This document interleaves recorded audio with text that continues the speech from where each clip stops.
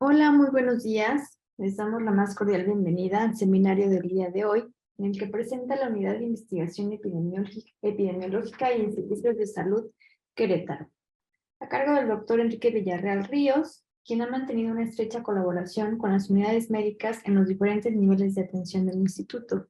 Bienvenido, doctor, adelante. Sí. Bueno, buenos días a todos. Bueno, voy a hacer la presentación del seminario. Tradicionalmente, las unidades de investigación se asocian con otras unidades de investigación para realizar investigación. Y esto se replica a nivel individual. Los investigadores se asocian con investigadores para hacer investigación.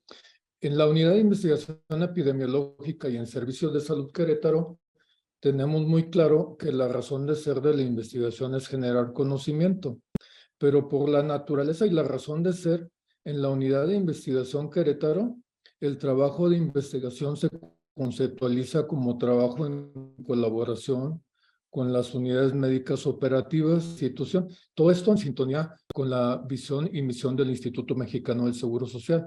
De hecho, así fueron creadas este tipo de unidades. Se crearon unidades en varias partes de la República. Bueno, y al interior de las unidades con las que se trabaja, la colaboración es con seres humanos, es decir, profesionales expertos en su disciplina, lo cual hace un trabajo de colaboración en donde se reúnen dos expertos y por lo tanto la expectativa de tener mejores resultados se incrementa. Bueno, esta colaboración entre investigación y operación tiene en principio dos objetivos. El primero es involucrar al personal operativo en el proceso de investigación. Y el segundo es generar información para la toma de decisiones, ya sea a nivel operativo o a nivel directivo. Esta propuesta, vista desde una perspectiva integral, va en pos de incorporar la investigación a la cultura organizacional de la institución, con todo lo que ello implica, ¿verdad? Al respecto, se debe reconocer la institución y de los logros alcanzados, los cuales no son menores, la investigación sigue siendo vista por el personal operativo y directivo, por la mayoría, como una actividad ajena que no forma parte de la vida cotidiana de la institución, lo cual significa que la investigación aún no se ha integrado a la cultura organizacional institucional. En la actualidad deberemos de reconocer que las autoridades están preocupadas por este tema y que han propiciado y fomentado la relación entre la operación y la investigación. Esto es una realidad que va en camino. Bueno, esta integración de la investigación a la cultura organizacional es una característica que parecen tener muy claras las instituciones modernas de vanguardia que se encuentran inmersas en un mundo de competencia que busca la excelencia. Bueno, en este contexto se ubican los proyectos de investigación que hoy se exponen. Presentación en la que, si bien los ponentes son residentes de medicina familiar, la doctora Nayeli Patricia Casares Delgado y el doctor Iván Tovar Méndez, la responsabilidad es compartida, además de los residentes, por los médicos directivos e investigadores. O sea que es un trabajo en colaboración. Lo que hoy se va a presentar es producto de un convenio de colaboración de estancia virtual de residentes de medicina unidad de investigación. Al respecto, uno tiene que reconocer que, derivado del problema de salud que enfrentamos hace poco, se desarrollaron áreas que antes estaban pues no desarrolladas, y a raíz de eso la interacción a distancia ha acercado a la gente y favorecido muchos procesos. Bueno, este acuerdo del que les comento se firmó entre la unidad de investigación de Querétaro y la dirección de la Unidad de Medicina Familiar número 49 de Celaya, Guanajuato. Y decimos que es un convenio de colaboración firmado porque esto le da el carácter formal en donde se especifican las actividades, las responsabilidades y los derechos de todos los involucrados, entendiendo por todos los involucrados residentes, directivos, médicos e investigadores. Bueno, A la hora de que la Unidad de Medicina Familiar 49 firmó el convenio, pues involucró a la Coordinación de Educación e Investigación Clínica de la Unidad Médica, a la sede de la Residencia de Medicina Familiar de la Unidad 49 y al personal operativo que se ha propuesto incorporar a los proyectos que hoy se presentan. Bueno, en este contexto se hace la presentación de hoy. Y por el momento cedo la palabra a la doctora Mireya Franco Saldaña, que es la directora de la Unidad de Medicina Familiar número 49 de Celaya, Guanajuato. Doctora Mireya. Buenos días a todos. Muchas gracias por la apertura de este seminario y darnos la oportunidad de participar en ella.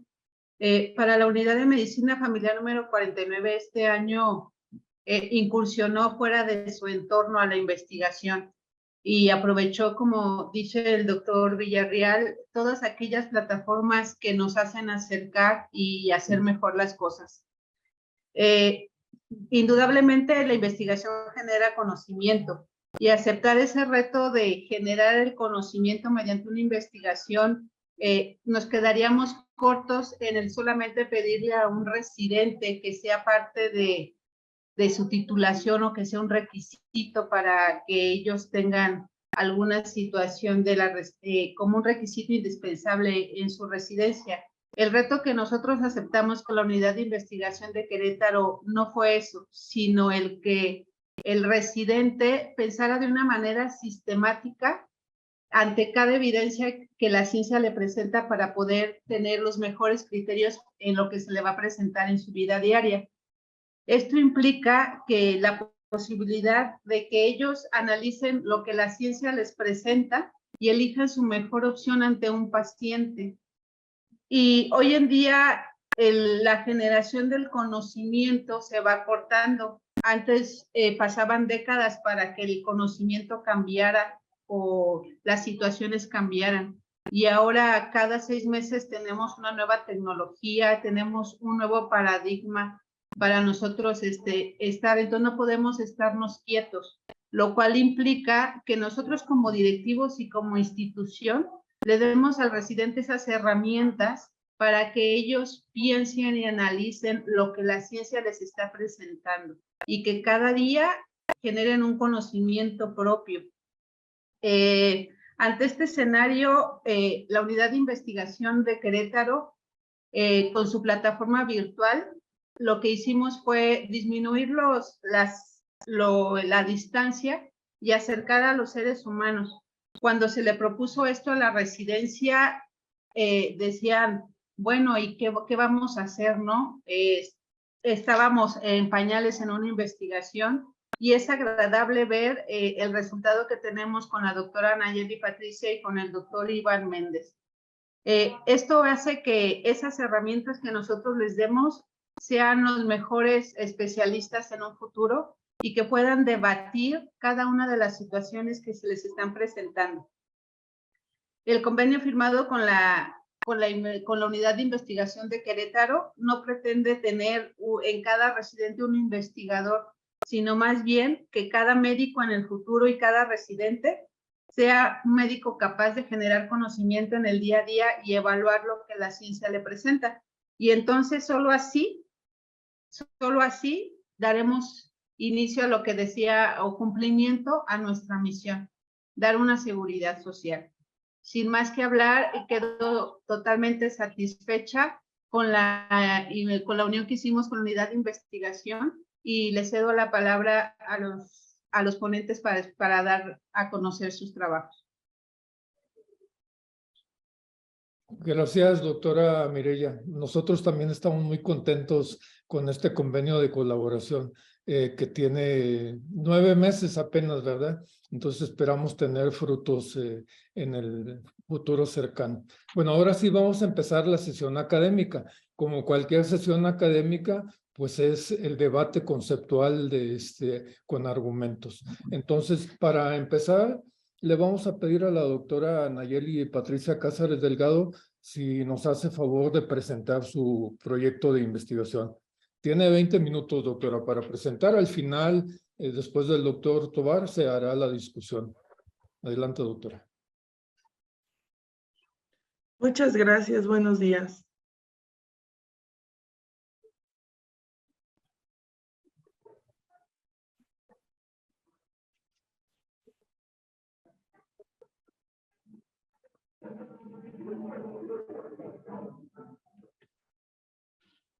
Muy bien, buenos días. Como ya me presentaron, mi nombre es Nayeli Patricia Cázares Delgado. En este momento soy residente de segundo año de la especialidad de Medicina Familiar, con sede en la Unidad de Medicina Familiar número 49 de Celaya, Guanajuato. Hicimos este trabajo en coordinación con la Unidad de Investigación Epidemiológica de Querétaro. Bueno, el tema se llama Tiempo transcurrido para la recuperación de la calidad de vida en pacientes que presentaron COVID-19 y requirieron hospitalización. Agradezco enormemente a la participación de la unidad de investigación que fue nuestra coordinación, a la doctora Mireya y a todos mis coordinadores que se encuentran en la unidad de medicina familiar y que fueron el apoyo para la realización de este proyecto. Bueno, como marco teórico, tenemos como antecedentes que el COVID-19 fue una enfermedad nueva que apareció como el primer caso en diciembre del 2019 en la ciudad de Wuhan, China. Esta fue el inicio de una pandemia mundial. Hasta el momento, hasta los primeros días de diciembre de este año, encontramos 645.700.580 casos confirmados a nivel mundial y desgraciadamente muertes 6.642.087. En México, esa cifra, tanto de casos confirmados, se eleva hasta 7.465.012 casos y en muertes 344.587. Como lo vemos, es una enfermedad que impactó de manera impresionante y que aparte fue una enfermedad nueva que se desconocía totalmente en todo lo que era su estudio, su tratamiento, y que a lo largo de estos 2 años se ha ido estudiando en manera más específica. Se ha visto que la enfermedad por COVID-19 tiene factores de riesgo. Dentro de uno son la relación que tiene con las comorbilidades. Dentro de ellas se han relacionado en primer lugar hasta en un 42% la presencia del paciente con obesidad. También podemos encontrar en pacientes que tienen mayor factores de riesgo como los pacientes que presentan hipertensión arterial sistémica, diabetes mellitus e incluso asma o enfermedad pulmonar obstructiva crónica. Esta enfermedad puede tener un inicio asintomático hasta en un 40% de los casos e incluso pues pasar como desapercibido y puede presentarse desde un caso leve que incluye que pareciera una gripe hasta un proceso neumónico que sería el estado grave. Dentro de los síntomas, el principal síntoma que se presenta en el cuadro clínico incluimos lo que es fiebre desde un 30 hasta un 90% de los casos y vamos a encontrar aparte de lo que son mialgias, artralgias, tos, cefalea como datos del cuadro clínico, la disnea como un dato de gravedad hasta en un 55% de los casos. La disnea va a ser el síntoma principal que nos va a indicar que el proceso de la enfermedad es un proceso grave y que es el detonante que nos va a indicar que un paciente necesita hospitalización para su tratamiento. Dentro de los estados de gravedad podemos encontrar, como lo comentaba, el 80% de los casos tiene un grado leve de la presentación de la enfermedad. Solamente el 15% de los casos presenta síntomas graves, pero lo podemos clasificar como una neumonía leve. En el 5% de los casos, que es una mayor severidad, podemos encontrar una neumonía grave. Hay que recordar que tanto el 15% más el 5%, ambos, aunque sea neumonía leve o grave, va a requerir un tratamiento hospitalario, ya que va a requerir de un manejo de oxigenoterapia. Las formas de COVID grave tienen como principal complicación secuelas físicas y funcionales. Se ha observado a lo largo de lo que es las investigaciones y de la literatura que las secuelas se pueden presentar en todos los sistemas, principalmente secuelas respiratorias, neurológicas y cardiológicas. Dentro de las secuelas respiratorias podemos encontrar la tos residual como el principal factor, el principal síntoma como secuela, la disnea en algunos casos y la fatiga. En las neurológicas, cefalea, mareo, disfunción olfativa y gustativa, estas dos últimas se pueden presentar hasta 3 meses posteriores a la enfermedad. Dentro de las secuelas cardiológicas, eyección del ventrículo derecho, edema miocárdico y miocarditis y fibrosis. Y también una de las secuelas que principalmente se ha observado en cuestión psicológica o neuropsiquiátrica, el estrés, la depresión y la ansiedad, tanto desde el momento de la hospitalización como posterior a la hospitalización. Ahora les voy a hablar de lo que son las olas de contagio. Las olas de contagio son un número creciente de casos confirmados de una enfermedad que presenta posteriormente una disminución. Es un patrón natural que puede tener pausas, pero que esa pausa puede significar una aparición de nuevos posibles brotes en una forma creciente. La enfermedad por COVID-19 se presentó con distintas olas de contagio. La primera, y cuando fue detectado desde su primer caso a nivel mundial, la primera ola se registra el 27 de febrero de 2020. La segunda ola fue descrita en diciembre de 2020. La tercera ola en julio de 2021 y la cuarta ola fue a inicios de este año 2022. Estas olas de contagio marcan el momento del inicio de la enfermedad y del número creciente de los pacientes que presentaron COVID. Ha ido en forma tanto creciente, disminuida y volviendo a crecer, dependiendo también de las variantes que se han presentado del virus durante este periodo. Las variantes voy a hablarles de variantes. Las variantes del virus podemos encontrar dos tipos, lo que son variantes de preocupación y variantes de interés. Las variantes de preocupación son las que son relacionadas con un aumento significativo de los casos y que son más, que son más relacionadas con presencia de un progreso de la enfermedad a un caso grave.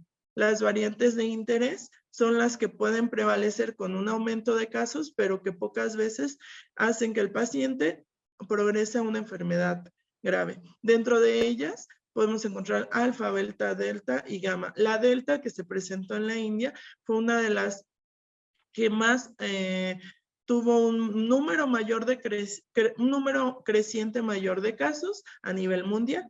Y el 25 de noviembre de 2021 en Sudáfrica se distinguió la variante Omicron, que también marcó a nivel mundial el inicio de la última ola que les comenté. Bueno, dentro de la evaluación de la calidad de vida, vamos a encontrar que la calidad de vida fue un término multidimensional que se utilizó para incluir dentro de la evaluación de los pacientes, dentro de su propia percepción acerca de su salud, de su estado psicológico y de su estado social. Dentro de ese constructo que surgió como la necesidad de poder tener una definición integral de la percepción del paciente, de la percepción de las personas, surgió el término calidad de vida relacionada con la salud. Es aplicar este tipo de evaluación de la calidad de vida a una persona que ha padecido alguna enfermedad. Es por eso que se aplica con la relación a la salud. Es la autopercepción de la salud que tienen los pacientes después o antes de una enfermedad. Esta permite una evaluación hasta 6 meses posteriores a una enfermedad. Y este es el motivo por el cual se utilizó para evaluar los pacientes que tuvieron, que presentaron COVID-19. Esta calidad de vida relacionada con la salud maneja 8 dimensiones. Es decir, utiliza estas 8 especificaciones para poder evaluar en una forma integral a un paciente. Dentro de las dimensiones son la función física, el rol físico, el dolor corporal, la salud general, la vitalidad, la función social, el rol emocional y la salud mental. Para poder evaluar esta calidad de vida relacionada con la salud surgieron distintos instrumentos. Dentro de ellos, el más utilizado y que está reconocido a nivel mundial es el instrumento SF36, que cuenta con 36 ítems y que evalúa estas 8 dimensiones. Hay que recalcar que el instrumento SF36 utiliza una evaluación con una escala de 0 a 100 en cada una de las dimensiones, sin tener un total de las 8, sino evaluar cada una de las dimensiones en forma separada. De acuerdo a un estudio realizado en 2020, la calidad de vida relacionada con la salud se presentó en una forma baja, es decir, una baja calidad de vida en pacientes que presentaron COVID-19 y que estaban posteriores a que requirieron hospitalización. Dentro del planteamiento del problema, tenemos que, bueno, existe ya está documentado que existe una modificación de la calidad de vida en pacientes con COVID-19. Es un problema de salud mundial, como las cifras lo explican, tanto el total de casos confirmados a nivel mundial como en el mismo país se han presentado hasta más de 7 millones de casos. El COVID-19 es una enfermedad que puede complicar hasta incluso la muerte, pero que en los pacientes que pueden sobrevivir a esta enfermedad, aunque sea un caso grave, pueden tener secuelas con síntomas persistentes que pueden durar desde 3 hasta 6 meses posteriores a la enfermedad. Se desconoce hasta el momento la magnitud de estas secuelas y qué pueden incursionar en cuestión de la calidad de vida, cómo pudo afectar. Y se pretende generar información, tener un impacto y también un marco de referencia para posteriores investigaciones. Así surgió la pregunta de investigación. ¿Cuál es el tiempo transcurrido para la recuperación de la calidad de vida relacionada con la salud en pacientes post-COVID-19 que requirieron hospitalización? Dentro de ellos se establecieron estos objetivos. El objetivo general fue identificar el tiempo transcurrido para la recuperación de la calidad de vida relacionada con la salud en los pacientes post-COVID-19 que requirieron hospitalización. Cada uno de los objetivos específicos, tal como les había comentado, es de acuerdo a la evaluación del instrumento, se establecieron los objetivos en cada una de las dimensiones. Así pues, es identificar el tiempo transcurrido para la recuperación de la calidad de vida relacionada con la salud en, por ejemplo, el dolor corporal en pacientes post-COVID-19 que requirieron hospitalización y asimismo en cada una del resto de las dimensiones. Por tal motivo se establecieron estas hipótesis. Dentro de ellas, cada una está enfocada en la función, en cada una de las dimensiones que ya les mencioné. Entonces, así, cada una fue el número de días para recuperar la calidad de vida relacionada con la salud. En la función física es mayor a 55, mayor a 90, 47, en cada una de las dimensiones. Dentro del material y métodos, fue un diseño de estudio de cohorte antes-después, ya que se hizo una evaluación antes de presentar la enfermedad, es decir, antes de tener COVID-19 y una evaluación después. Esta evaluación después se hizo inmediatamente al egreso hospitalario y a los 30 días posteriores a la hospitalización. La población de estudio fue pacientes post-COVID-19 que requirieron hospitalización. El lugar y tiempo de estudio fue la Unidad de Medicina Familiar número 49 del Instituto Mexicano del Seguro Social, aquí en Celaya, Guanajuato. El tiempo del estudio fue de julio de 2021 a marzo de 2022. Los grupos de comparación que se tomaron en cuenta como grupo expuesto fueron los pacientes que tuvieron COVID-19, tanto al egreso inmediato hospitalario y a los 30 días posteriores a su egreso hospitalario. Y como grupo no expuesto es el mismo grupo antes de presentar el evento COVID-19. Este grupo fue evaluado antes, ya que el instrumento SF36 permite una evaluación previa a la enfermedad y permite una evaluación posterior, hasta incluso 6 meses posteriores a presentar el evento. Dentro de los criterios de selección, como criterios de inclusión, pacientes mayores de 18 años, pacientes que además aceptaran participar en el estudio de investigación y firmaran el consentimiento informado. Dentro de criterios de exclusión, los pacientes que tuvieran alguna alteración del estado de conciencia, algún deterioro cognitivo, motriz o dificultades para la comunicación, o pacientes fallecidos que no necesariamente eran consecuencia del evento COVID, sino que al momento de contactar con el paciente ya hubieran fallecido. Criterios de eliminación, pacientes que contestaran menos del 50% del instrumento de recolección de datos, ya que si el instrumento se encuentra en este porcentaje de contestado, no es posible una evaluación completa. El tamaño de la muestra, bueno, se utilizó una fórmula de promedios para una población infinita con un nivel de confianza de hasta 95% y con una cola. La hipótesis se realizó con el promedio de días de recuperación de la calidad en el rol emocional, que fue 95, con una desviación estándar de 9.5 y un margen de error de 1.33. Se consideraron todas las dimensiones para el cálculo del tamaño de muestra y se llegó a la conclusión de un tamaño de muestra fue igual a 137 pacientes. La técnica muestral fue no aleatoria por casos consecutivos y se empleó como marco de muestral o de referencia el listado de pacientes egresados del hospital por COVID-19 que tuvieran el diagnóstico al egreso de su hospitalización, y se realizó en la fecha señalada como el tiempo de estudio y se inició con el registro por la fecha más antigua.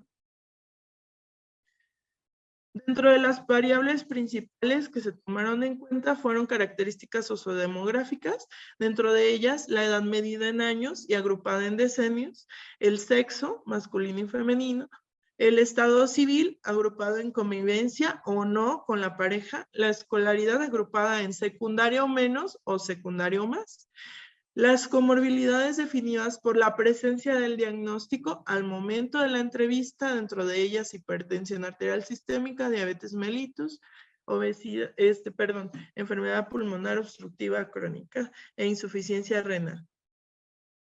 La calidad de vida relacionada con la salud se midió a través del instrumento SF36, que incluye las 8 dimensiones que estamos comentando, y esta tiene una calificación que va desde un 0 hasta un 100, siendo 0 la menor calificación posible que se puede obtener y 100 la mayor calificación posible que se puede obtener. 0 a 100 va en cada una de las dimensiones sin tener sin tener un total de todas las dimensiones, sino una evaluación individual de cada una. Se evaluó antes se hizo una evaluación, una aplicación de la evaluación antes del evento COVID-19, al egreso hospitalario inmediato y a los 30 días posteriores a su egreso, teniendo así una evaluación en cada uno de los momentos evaluados. Para poder realizar este proyecto de investigación, primeramente se obtuvo una autorización por el Comité Local de Ética e Investigación. Posteriormente se obtuvieron los registros del egreso hospitalario en el área COVID. Se contactó por vía telefónica a los pacientes para acordar tanto una cita presencial o en dado caso a través de la misma llamada se les realizó el instrumento, se les aplicó el instrumento SF36 y se recabaron estos datos justamente con el instrumento SF36. El plan de análisis estadístico fue a través de porcentajes, intervalos de confianza, a través de promedios, intervalos de confianza para promedios, y se utilizó un modelo de regresión lineal simple por cada una de las dimensiones, identificando con ello un coeficiente por día. Se tuvo una calificación de la calidad de vida que tenía previo al evento COVID y la proyección del coeficiente para saber cuándo, qué cantidad de días necesitaba para poder recuperar la calidad de vida previa. Eso se hizo una estimación con el coeficiente por día, tanto con la evaluación posterior al egreso hospitalario y a los 30 días. Así se pudo estimar cuántos días de recuperación se tenía para estimar así un total. Bueno, ahora en esta tabla podemos ver las características sociodemográficas que se tomaron en cuenta para la evaluación del proyecto de investigación, siendo como en primer lugar el sexo femenino en un porcentaje de 52.2 en promedio, con un intervalo de confianza de hasta 95%, la vida en pareja en un 84.5%, y la escolaridad secundaria o menos en un 69.7%. La edad medida en años, el promedio fue de 53.7. Dentro de las comorbilidades que se tomaron en cuenta, como definido podemos observar en esta tabla, se encontraron diabetes mellitus, hipertensión, la presencia de ambas, diabetes e hipertensión arterial, enfermedad renal crónica o enfermedad pulmonar obstructiva crónica, siendo en mayor porcentaje de presentación los pacientes con diabetes mellitus y con hipertensión arterial en un 43.9%, igualmente con un intervalo de confianza de 95%.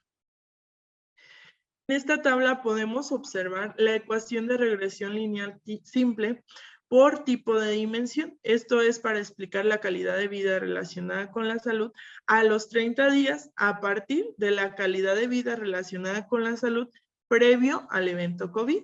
En estas podemos ver que tienen una P significativa en cada una de las dimensiones.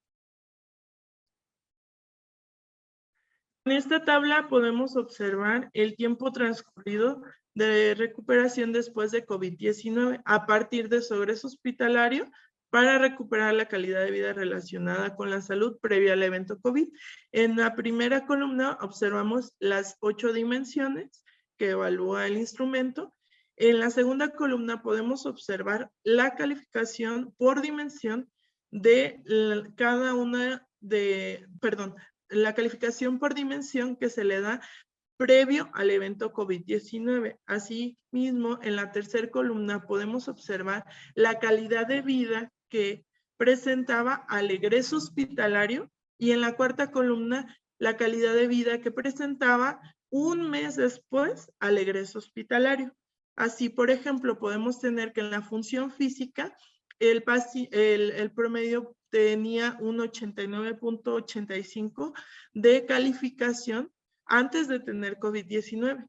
Al egreso hospitalario, su calidad de vida bajó a 29.27. Al tener ya un mes posterior a su egreso, es decir, ya en periodo de recuperación posterior a la hospitalización, aumentó un 39.75. Con esto pudimos estimar cuántos días se necesitaban para tener esa calificación de 89.85. Así se obtuvo una cantidad de 61 días para recuperar ese 89.85, ir de 29.27 a 89.85. Así como observamos en el rol físico, donde al egreso hospitalario es una calificación, es la más baja, 7.6, y aquí vamos de 225 días de recuperación para llegar de 7.6 a 88.4. Y como les comenté, la calificación va de 0 a 100 para evaluar la calidad de vida. Dentro de las conclusiones, pues tenemos que la dimensión en función social fue la que menos tiempo tarda en recuperar su calidad de vida previa al evento COVID. Esto lo podemos explicar ya que pues el ser humano es un ser sociable que posterior a un evento como fue esa enfermedad, al estar excluido tanto de su familia como de todo el medio ambiente, ya que estuvo dentro de un hospital, lo primero que pudo haber recuperado pues fue su función social al egresar al hospital. La dimensión rol físico fue el que mayor tiempo tardó en recuperarse. Aquí lo podemos describir por las secuelas que ya mencioné que afecta a nivel multisistémico posterior al evento COVID. Y podemos concluir que el tiempo para la recuperación de la calidad de vida previo a la hospitalización por el evento COVID-19 va a fluctuar entre 40 a 225 días. Esto nos da un marco de referencia que podemos utilizar para posteriores seguimientos en las secuelas y posteriores tratamientos de estas mismas secuelas y poder considerar cuántos que un paciente que cursó con una hospitalización por COVID-19 tiende a tener una recuperación hasta de 225 días. Con esto sería todo por mi parte. Les agradezco. Muchas gracias, doctora Nayeli. Bueno, vamos a pasar a la segunda presentación. Está a cargo del doctor Iván Tovar. Le recordamos que al terminar la presentación del doctor Tovar, vamos a retomar los dos proyectos de investigación para entrar a la discusión académica. Doctor Tovar tiene hasta 20 minutos para presentar su trabajo.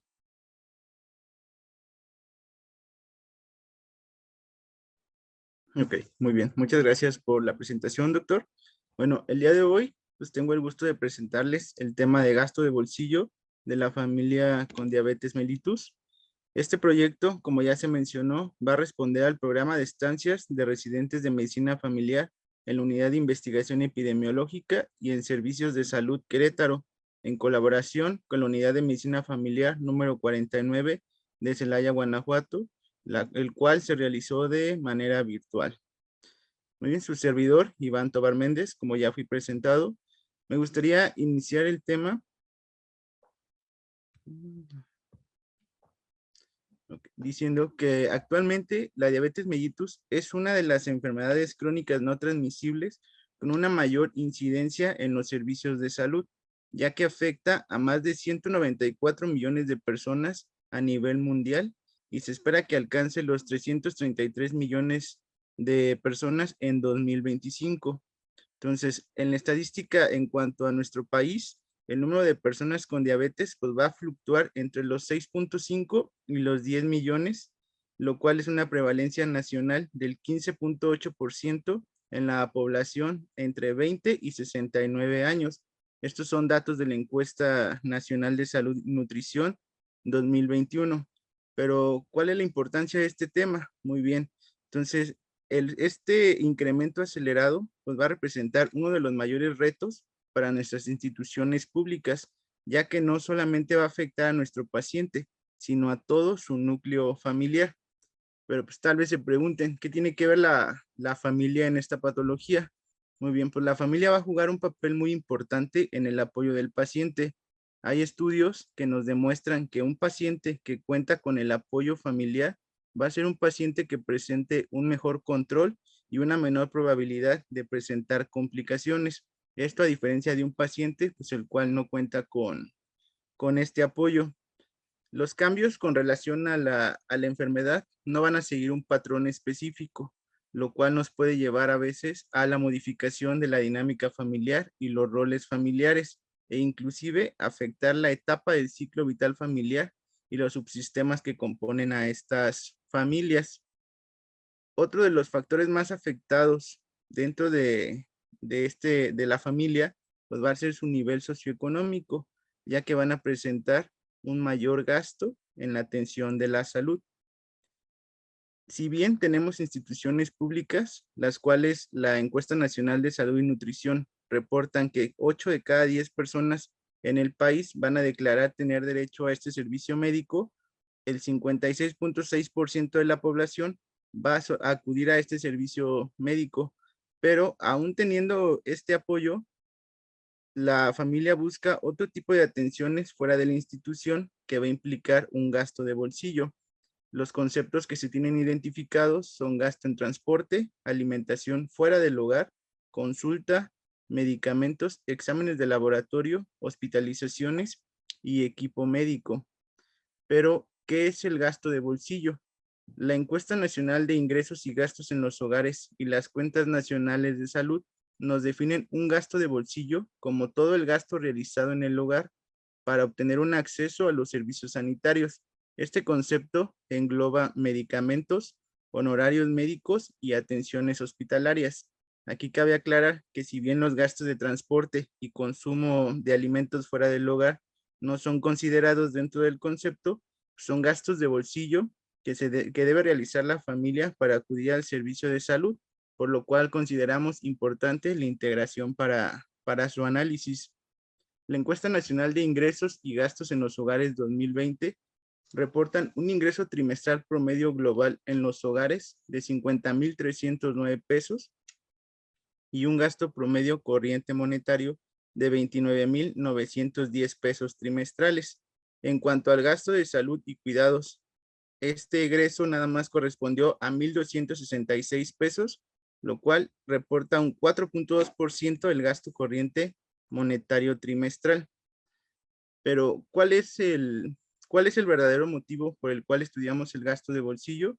Muy bien, la Organización Mundial de la Salud define un gasto catastrófico cuando se gasta más del 40% anual en cuestiones de salud. Esto pues es un indicador de empobrecimiento dentro de nuestras familias, ya que le genera una mayor carga porque se ven obligados a satisfacer la necesidad de salud, redistribuyendo el ingreso de sus necesidades básicas, como son la educación, vivienda y alimentación, para subsanar esta necesidad en salud. Esto es un factor importante que ha impulsado inclusive el avance hacia la cobertura universal de la salud. Por lo tanto, es importante determinar este impacto de los gastos directos de bolsillo relacionados con la salud, ya que es un factor de empobrecimiento dentro de nuestros hogares. Por lo tanto, nos hacemos la pregunta de investigación de cuál es el gasto de bolsillo de la familia con diabetes mellitus. Como objetivo general, tenemos determinar el gasto de bolsillo de la familia con diabetes mellitus y como objetivos específicos, determinar el gasto de bolsillo en los diferentes conceptos que se ha identificado que estas familias gastan, como es el transporte, alimentación, medicamentos, exámenes de laboratorio, consulta, hospitalización y equipo médico.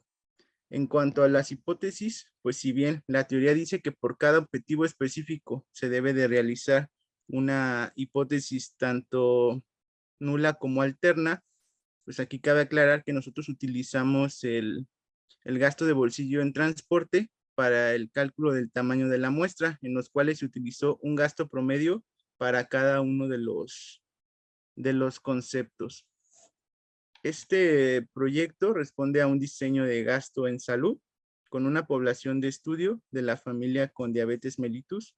El lugar de estudio se realizó en la Unidad de Medicina Familiar número 49 de Celaya, Guanajuato, que pertenece al Instituto Mexicano del Seguro Social, con un tiempo de estudio, el cual se evaluó el gasto realizado durante el año 2021. La unidad de análisis, pues es la familia con diabetes mellitus, entendida como tal, aquella familia que cuenta con al menos un integrante con el diagnóstico establecido de diabetes mellitus. En cuanto a los criterios de selección, los criterios de inclusión, pues fue la familia con al menos un año de diagnóstico, familias que cumplieran con al menos 4 consultas anuales y familia que accedieran a participar. Aquí cabe aclarar que el número de consultas pues se basó ya que todavía estábamos dentro de pandemia y se citaban un poquito más espaciados nuestros pacientes. En cuanto a los criterios de exclusión, tenemos a la familia con diagnóstico de enfermedad renal crónica. Esto por el motivo de que esta enfermedad pues aumenta los gastos de bolsillo dentro de nuestras familias. Y como criterio de eliminación, familia que presentaran fallecimiento durante el año de estudio. Afortunadamente, pues no tuvimos que excluir a ninguna familia por este motivo. En cuanto al cálculo de tamaño de muestra, se utilizó una fórmula de promedios para población infinita y con un nivel de confianza del 95% para una cola, con una hipótesis nula de 1.64, un promedio, el cual se identificó como el gasto de transporte de 420, desviación estándar de 42, margen de error 4.2, lo cual nos da un tamaño de muestra total de 269 participantes. En cuanto a la técnica muestral, se hizo no aleatoria por casos consecutivos, con un marco muestral. Utilizamos el listado de pacientes que acudieron a solicitar atención a nuestra unidad de salud. Las principales variables que se utilizaron pues fueron las características generales de la familia, lo cual fue el número de integrantes, la edad, la cual se calculó el promedio de la edad de todos los miembros de la familia, el número de aportantes económicos, miembros con diabetes, y como características sociodemográficas de la familia tenemos el sexo, el cual lo clasificamos como solo mujeres, predominio de mujeres, igual hombres y mujeres, y predominio de hombres. El estado civil pues va a ser el del miembro de la familia con diabetes, y la escolaridad tomamos el grado máximo de estudio de uno de los integrantes de la familia. También en este estudio pues utilizamos como variable el ciclo vital según Evelyn Duval y el rol familiar del paciente con diabetes. El ingreso familiar se identificó por trimestre, al igual que el gasto, y se definió para los conceptos de transporte, alimento, medicamento, consulta, hospitalización, equipo médico y exámenes de laboratorio. El procedimiento pues se llevó por entrevista directa con el paciente y el gasto correspondió a lo que la familia erogó para complementar la atención recibida en la institución de salud durante el año de estudio. Se identificó el decil de ingresos, empleando como referencias la encuesta nacional de ingresos y gastos de los hogares. El porcentaje del gasto de bolsillo en salud se determinó para cada uno de los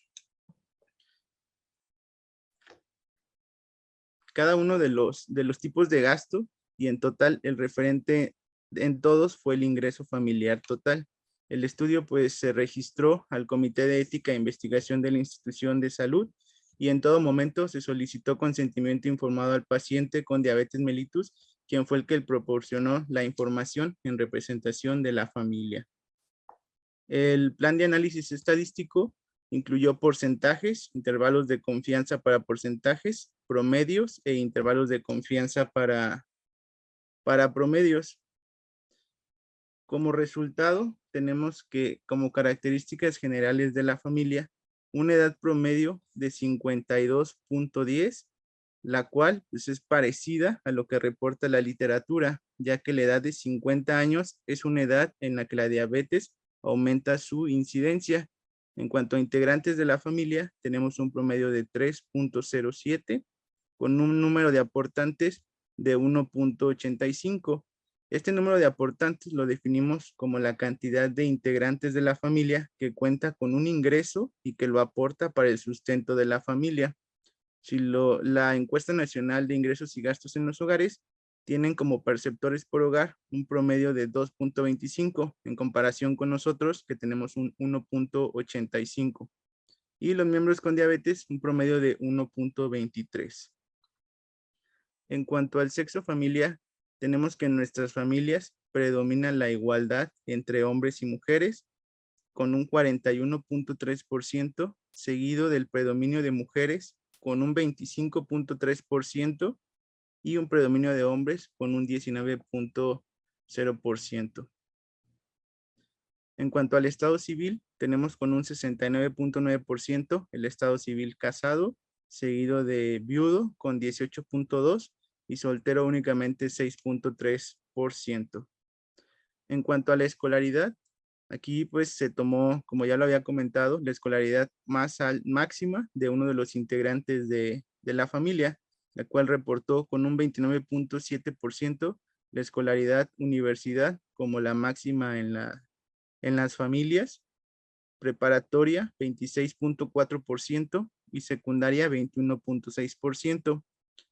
Algunos autores consideran la importante esta categoría, ya que la atención de salud junto con la educación va a representar uno de los instrumentos más eficaces en el combate tanto de la pobreza como de la construcción de una sociedad más justa. Y la teoría dice que el integrante de la familia con mayor escolaridad va a tender a jalar a los que vienen abajo para alcanzar igualmente esa escolaridad. Es de ahí la importancia. En cuanto al ciclo vital, tenemos con un 62.1% a la familia como punto de partida o plataforma de colocación. Esta va a iniciar cuando el primer hijo va a cumplir 20 años y termina cuando todos los hijos han partido del hogar, seguido de la familia anciana con 27.1%, la cual pues va a iniciar con el retiro o la jubilación, la separación de la familia ya sea por muerte o divorcio, y va a terminar con el fallecimiento de ambos miembros de la pareja.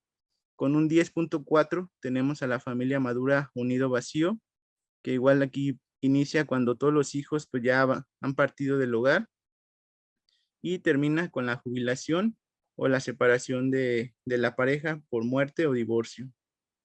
En cuanto a los roles familiares, tenemos el más común con un 36.8% el rol de madre, seguido del 23.8% el rol de esposo y el 16% el rol de padre. Es importante que cuando hablamos de rol familiar, estamos hablando del papel que cada uno de los pacientes realiza dentro de su familia. Muy bien, en cuanto a los ingresos y gastos trimestrales de la familia, tenemos un promedio de 27,158.34 pesos trimestrales. Esto en la encuesta nacional de ingresos y gastos de los hogares va a corresponder al decil entre 3 y 4, lo cual corresponde, si lo queremos clasificar, a una clase media baja. En cuanto a los deciles de ingreso familiar, tenemos al decil número 1 con mayor porcentaje, con un 24.5%. Este va a corresponder a un ingreso de 9,938 pesos. El decil número 2 con 19.7%, el cual tiene un ingreso promedio de 16,862 pesos.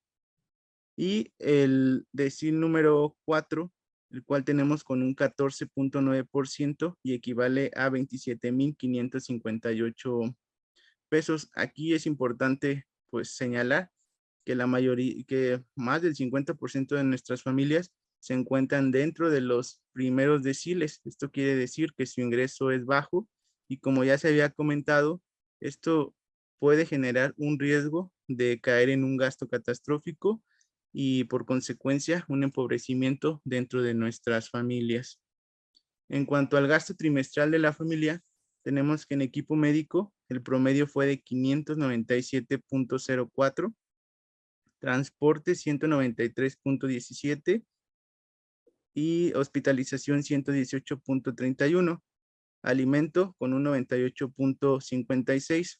Aquí equipo médico fue el que obtuvo mayor gasto, y hay que aclarar que los pacientes referían a esto como equipo médico a lo que era gasto en jeringas de insulina, gasto en glucómetro, gasto en tiras reactivas y las lancetas, esto para el control y monitoreo de su patología. Y si bien el transporte pues va a ocupar un lugar muy importante en este estudio, y aunque las cuentas nacionales no lo tienen clasificado como parte del gasto de salud, con fin de gasto de bolsillo en una familia, pues resulta bastante significante. Y el equipo médico, pues aquí nos da la pauta para debatir tal vez a quién corresponde el gasto de estos insumos, ya que actualmente pues corresponde a nuestros pacientes, pero en un futuro tal vez podríamos definir si debería de seguir así o debería de tener otra fuente de financiamiento. En cuanto al tipo de gasto, pues lo tenemos con relación al ingreso total familiar y con relación al gasto en salud. El equipo médico, con relación al ingreso total de la familia, ocupó un porcentaje de 2.2% y con relación al gasto en salud, un 50.39%. El transporte fue un 0.71% con relación al ingreso total familiar y con relación al gasto en salud fue de 16.3%. La hospitalización, 0.44% y con relación al gasto en salud, 9.98%. Aquí tal vez en hospitalización son cifras bajas y tal vez nos preguntemos el por qué es tan bajo. Bueno, afortunadamente nuestros pacientes, la mayoría de ellos en primera no requerían hospitalización y en promedio 1 o 2 pacientes de cada 10 ocupaban este servicio y la mayoría lo realizaba dentro de la institución pública y eran pocos los que tenían en realidad que utilizar un servicio externo para complementar este gasto. En conclusiones, el ingreso promedio trimestral de nuestras familias fue de 27,158.34 pesos y el gasto de bolsillo en salud 1,184.87 pesos trimestrales, lo cual correspondió al 4.36% del ingreso total de la familia con diabetes. Por último, me gustaría invitarlos a que a partir de hoy seamos más empáticos con nuestros pacientes crónicos, ya que detrás de ellos, como podemos observar, pues se encuentra una familia la cual intenta sobrevivir el día a día y superar una enfermedad al mismo tiempo.